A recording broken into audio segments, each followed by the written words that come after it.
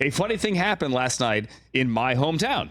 Well, Virginia, the other side of the district, but at FedEx Field in Landover, Maryland, where the Capitals used to call home, the Commanders failed to show up, which is surprising because they got to drive to the game in their own personal vehicles, as opposed to the Bears, who lost a heartbreaker yet again to remain winless in Chicago this past Sunday, and then on Wednesday had to get on a plane, fly to BWI, get on the highway, their hotels in the whole thing's a mess.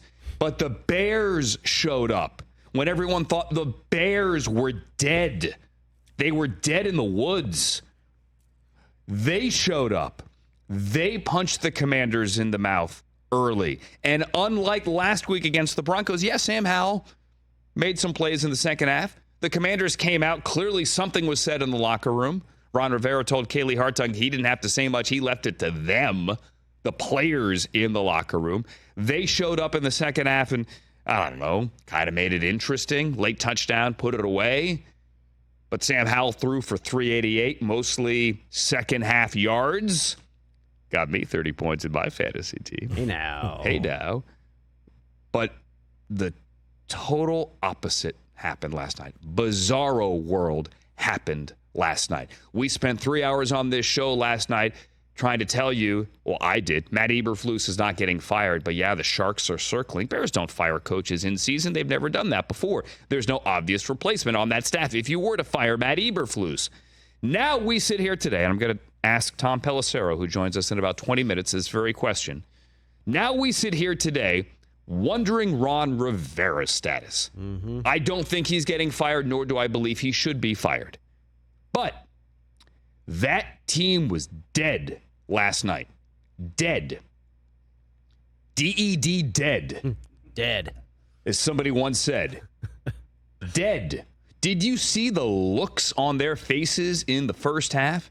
Did you see the look on Chase Young's face walking to the locker room at halftime? Anybody? Dead. Not great, Bob.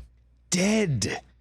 Zero energy. And if you don't believe me, ask America's most prolific and nonsensical tweeter, Hall of Famer Irvin Magic Johnson, who owns 4% of the Commanders, who was there last night, who was on the pregame show on Prime with Ryan Fitzpatrick fanboying, having him sign jerseys and photos and everything. It was actually kind of endearing. It was cute. Magic said, tonight the Commanders played with no intensity or fire. We didn't compete in the first half and got down 27-3 heading into halftime. It was too big of a hole to climb out of, and that is why we ended up losing 40-20.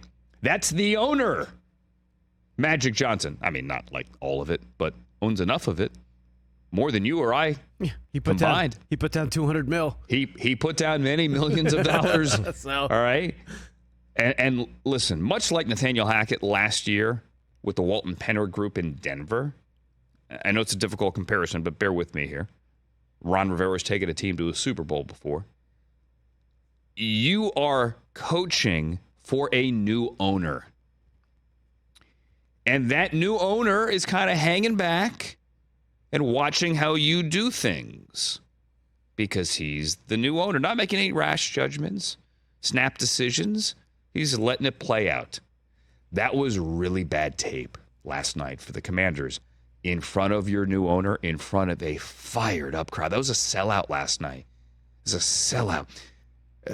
You saw David Chang's piece last night on the pregame. You know, the great David Chang, Momofuku, great restaurants, right? He's a D.C. native. We're basically the same age, grew up in the same era there, watched those great teams. He did a piece where he went to the Old Ebbitt Grill with Doug Williams and Darryl Green and talked about how great it would be to just get back to any level of that greatness, to get the stadium back in the district, to feel the feels that we all felt as kids with RFK physically shaking. And then you lay that egg. And who are the Commanders right now? How does Major Tuddy feel this morning after laying that egg? Because they were bad. And Ron Rivera said, it's on me. Hey, we got to get out of the gate better. That first half is on me. He always owns it. He's always that guy. He is not a finger pointer, ever. But it's hard to say that that was the same team that was within a 2-point decision and conversion. Deciding to go for 2 doesn't win you the game. But a 2-point conversion away from beating the NFC champions last Sunday on the road. The home team is supposed to be the better team. It was almost as if the Commanders were, I'm not saying it was a revolt against their coach, Brockman, but it was almost as if they were disappointed and flat that they didn't go for 2. Like, if they had gone for 2 and beaten the Eagles, I cannot see them performing like they did last night. Can you? Yeah, I agree. That was one of the things going into halftime. It was 27-3 last night. A part of me did think, hey, we saw this last week with the Bears.